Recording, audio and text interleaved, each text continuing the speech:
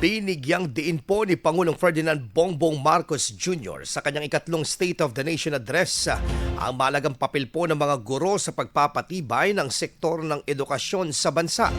Ayon po sa Pangulo, ngayong darating po na school year ay makatatanggap na po ang mga guro ng bayad para sa kanilang teaching overload at overtime. Isang hakbang na inaasahang magpapagaan sa kanilang mabigat na trabaho. Isang magandang balita ito para sa ilang mga kaguruan naman sa Dagupan City na nakapanayam ng IFM News Team.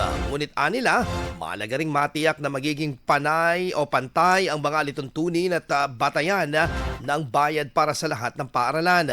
Bukod dito ay binanggit din po ng Pangulo ang ilang pangangailangan po sa mga laptop at kagamitan para sa mas epesyenteng pagtuturo. May ilan naman pong guro ang nagsasabing tila suntok sa buwan ang naturang plano. Ngunit umaasa pa rin po sila na tuloy-tuloy sa suporta mula sa pamahalaan. Sa kabila ng pagdududa ng ilan, umalingaw-ngaw pa rin ang panawagan ng pag-asa mula sa mga guro ng kanilang hirap at sakripisyo ay mapapansin at gagantimpalaan.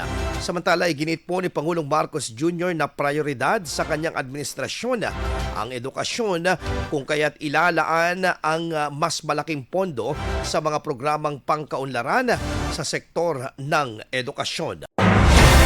IFM News. IFM News. IFM News.